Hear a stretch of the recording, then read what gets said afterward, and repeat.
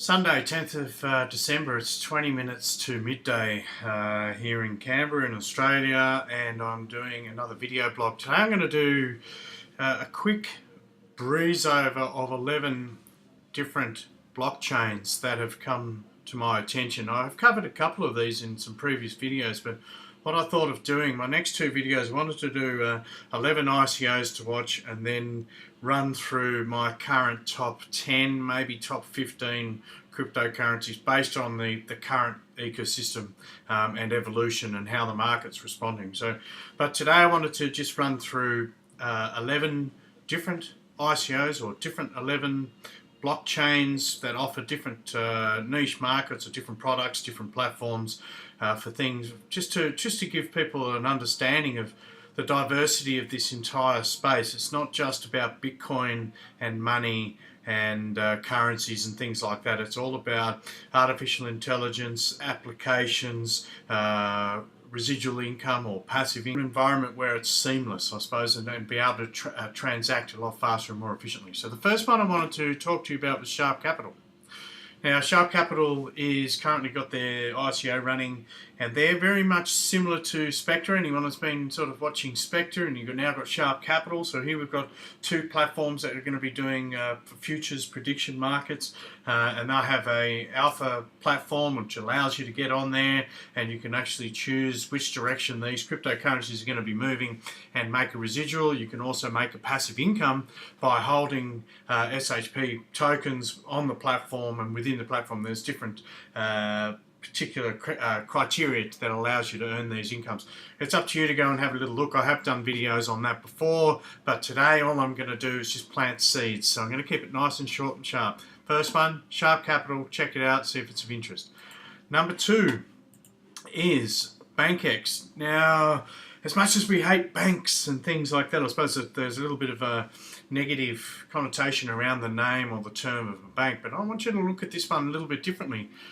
BankX is talking about digitizing or monetizing digital assets and allowing people to maximize their existing infrastructure in a way that can reach out to a very diverse array of people around the world and actually leverage what they own, whether it's cars, property, probably capital or equity in their particular bubble, and allow people to actually tap into that and make a residual income. Now, BankX has got their token sale on right now. It's going very, very well, and they're also got things like bonuses and things like that. But I'm not here to push the ICO. I'm here to just discuss the advantages of these particular blockchain technologies. Again, I've got some assets. I mean, I've got a car sitting down in my basement and I don't drive it that much. Imagine being able to actually lease that out in a different format. No, that's the idea and the concept. It's not all about cars, but it's about digital assets and bringing it into one particular ecosystem to allow other people access. So BankX is definitely one to have a look at. I noticed they've got a new little video down here, and you can see a little bit more information on how that's going to manifest. And you've got to remember, this entire space it's going to evolve. So a lot of these are concepts and ideas, and as you'll see with another one that I've got, they had an original idea, and even in the last 3 months that whole concept has evolved, and they've had to change their concept and even change their entire platform to allow for the new technology to come in, and I'll cover that in a sec. But BankX, digitizing your assets and monetizing them in a I suppose internet platform. Cybertrust. Now, at the moment we've got CMEs. We're looking at futures for Bitcoin, and I think that's starting today on the 10th, and there's another introduction. Well, CME is going to be coming in on the 18th of December. And that's when the big markets and the big boys are starting to legitimize and take cryptocurrencies and Bitcoin and this entire space from I suppose a financial markets point of view very seriously. On the other side of that, you've got the traditional markets like derivatives and things like that, and I think there's been a lot of issues with that particular market, maybe a lot of fraud. The good old days, it used to be that you had to have something backed. If you were going to create a paper derivative or anything, or an IOU or any of these particular documents that had a perceived amount of value, there is no doubt that in layman terms, you were meant to have something backing that up. There was meant to be an asset. Now, I think there's been a bit of manipulation over the last 100 years in regards to that, so there's an inflated perception of wealth running around the world. But what Cybertrust is looking at doing is creating, I suppose, encrypted, digitized derivatives based on cryptocurrency assets, and I'm putting it into a public forum where these particular documents are verified, and creates a security as such for banks to be able to handle these particular documents and these particular assets in a more seamless way in regards to their existing IT and security infrastructure.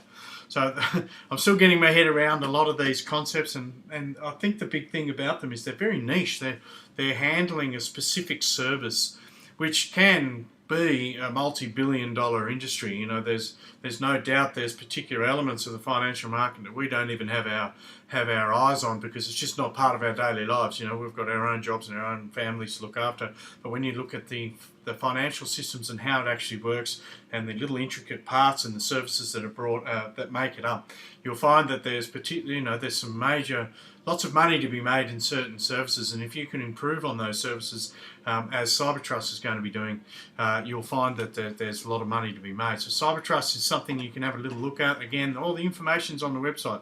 This video today is just planting a seed, and you can grab a newspaper or whatever, or coffee, and your iPad or your tablet, and go and have a little look and see if these things are of interest.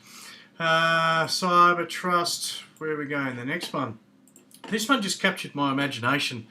Arkona, when I first looked into it, I was just not too sure what it was all about. They've got a relationship with a virtual reality company, so there's that side of it, and then there's the element of creating a blockchain digital land where you can create, sort of like SimCity, that's how I felt about it, and create a digital asset or a land full of digital assets, and then you can sell these assets around. And I'm still got to do a little bit of work on this one in regards to getting it to understand, are they real assets or are they digital assets? Now, we saw on Ethereum, I think it was Kitties. Now, Kitties, from what I understand, has created a virtual world around little kittens, and people are selling them and creating them, and I think some of them are selling for $100 or more. It's quite an amazing even concept, and the fact that Kitties was so big and there were so many users using it, it really actually tested the scalability of Ethereum. And I'm not going to talk about the scalability of Ethereum. I could easily, and then I could start talking about EOS and stuff like that. However, it's just very interesting to see how those particular concepts, if Kitties was anything to go by as a test for these digital type of assets and digital lands and digital concepts, digital products, whatever it is, or concepts, then I can see Arkona being something of the future in regards to how we interact with the internet, how we interact with virtual reality, how we interact with assets and digital assets. And this could roll over into gaming and all sorts of things. It's quite an amazing concept. There's a whole heap of little videos here, and roadmaps and things like that, and you can have a little look, and they do have their token sales starting in 16 days. So Arkona, digital assets based on a virtual reality land, and you can become an owner, and you can then sell these to other buyers and sellers. So very interesting. Next one is Fort Knox. Now, I have signed up to Fort Knox. I have actually tested it. I've used it. I've got other people in there. We've been playing around with it, and I've got some groups, and I have spoken about this in the past. I would like something like this where I can have full confidence that I'm having a private conversation with, could be my employees, it could be maybe a future business dealings or something like that, and even just my family and things like that. I'd like to know that people aren't spying, or I can't be hacked, or any of that type of stuff.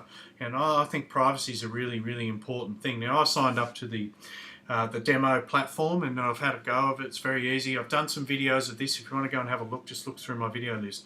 However, Fort Knox is a platform that allows you to integrate all your communication systems, emails, chat, video conferencing. You can have groups, you can have single groups, little private groups, large groups, whatever, and use and actually transfer files and all sorts of stuff in an encrypted private space, hence the name Fort Knox. Very, very interesting concept. I know that I think they've got their early bird starting now, and that's going to be, and their ICOs are coming up. So very, very interesting concept. I can see this evolving into a one-shop type of platform, and this is what I'd like to see. There's the Bitcoinces, or sorry, I should call it Ethos now, the Pillar projects, you've got Fort Knox. You imagine them all coming together, and when you turn on your desktop, it opens up into this platform where all your banking and all your chat and all your files are all in one encrypted, private, secure place, and I like the sound of that as a concept. I think privacy, as I've spoken about before, is very, very important. So check out Fort Knox. Next one is Lumia. Now, when I first saw Lumia was a bit outside the box. It's to the left, and what it was about was creating digital products or digital communication within your clothing. And it was about storing data as well, so and selling your data. So you could, let's say you designed a sporting clothing company, and it had little nodes and had the Lumia technology within it. You could sell that data. So you've played a game of soccer, a bit of football, and you've gone and run 16 kilometres. Your body temperature went up and down. There was rest periods in your heart rate and all that type of stuff. You could actually sell that data to relative scientific groups for money and things like that. So as a concept, I think it's great. They're also talking about integrating the technology into everyday uses, such as your phone and things like that. So, I mean, it's a bit like Star Trek, you can ask Scotty to beam you up.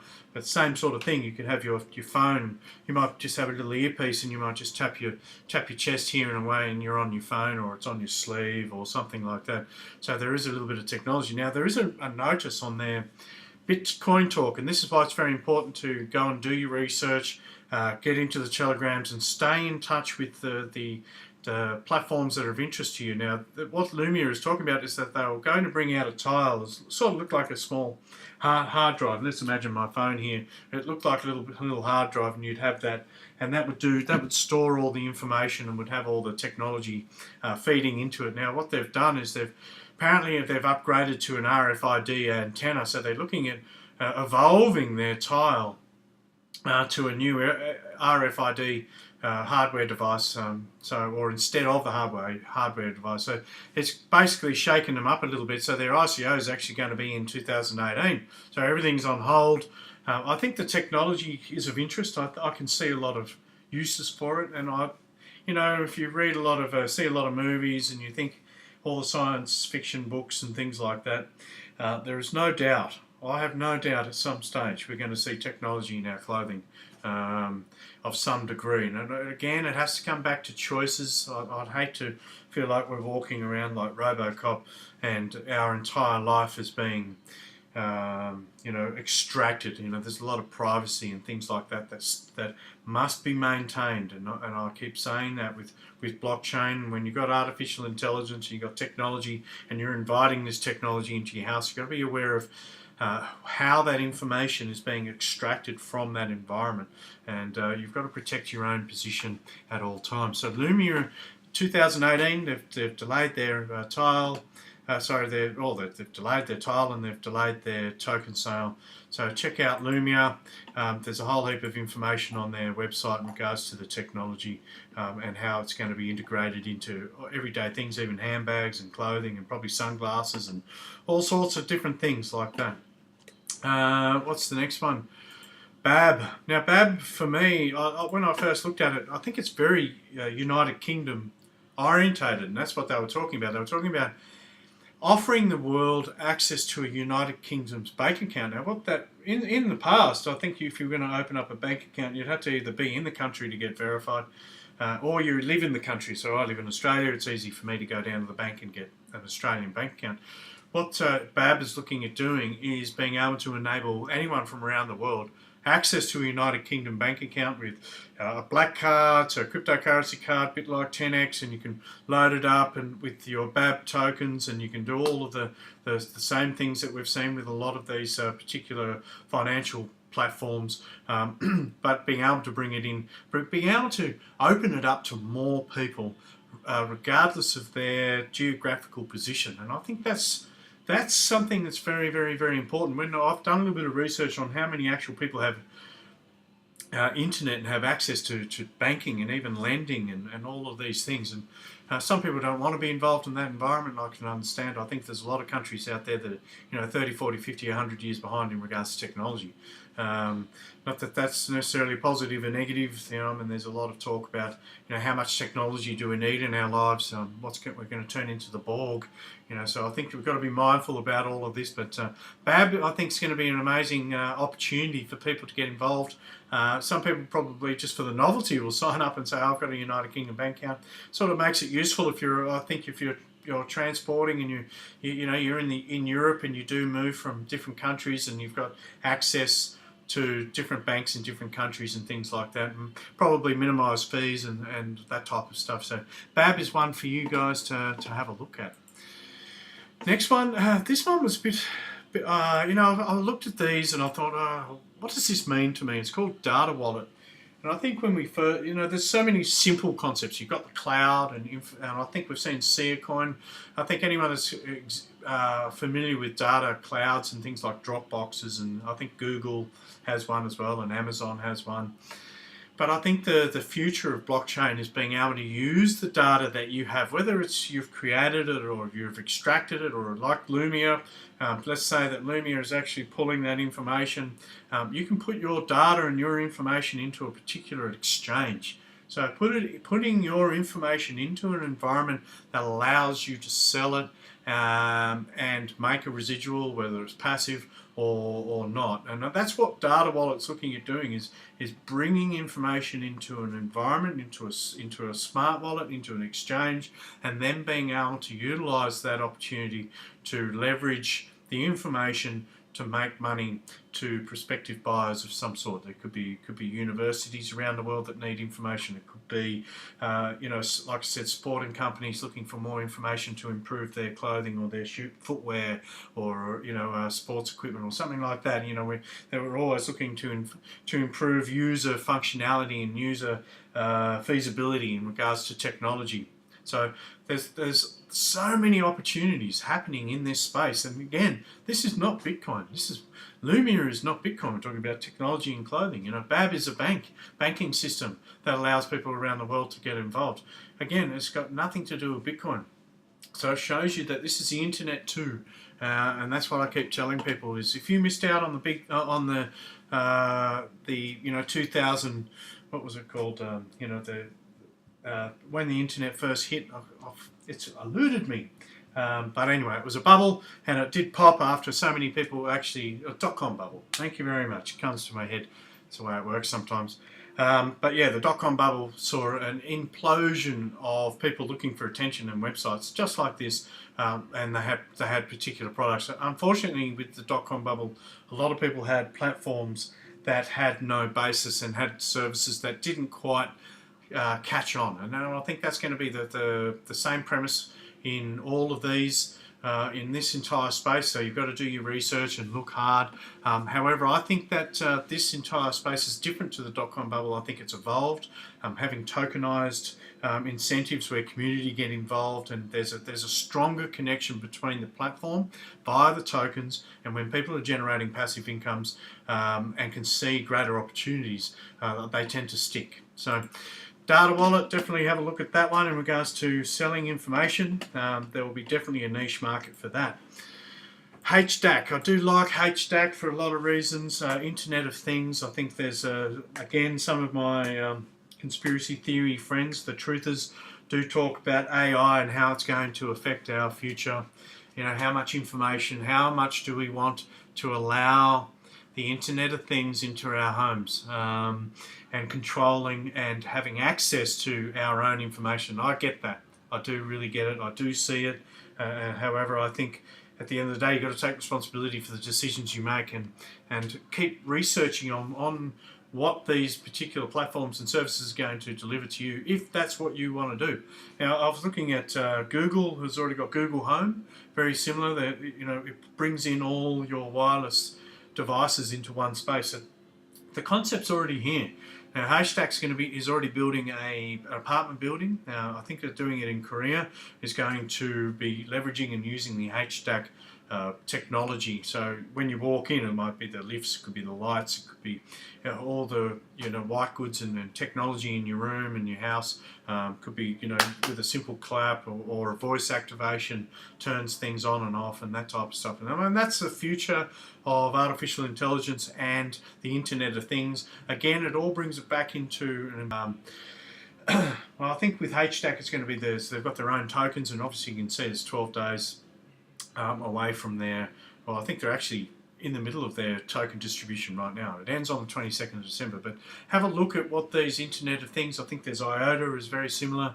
They use the Tangle technology and looking at bringing all our everyday things into one space. So Haystack, definitely of interest. Next one is, this is just one out of left field. I've seen these before. It's the sporting, I suppose the sporting platforms where people can get involved and whole communities can get involved in regards to we're talking about online betting and drafting of players and creating virtual sporting arenas and realities and being able to tokenize and be able to make money off them.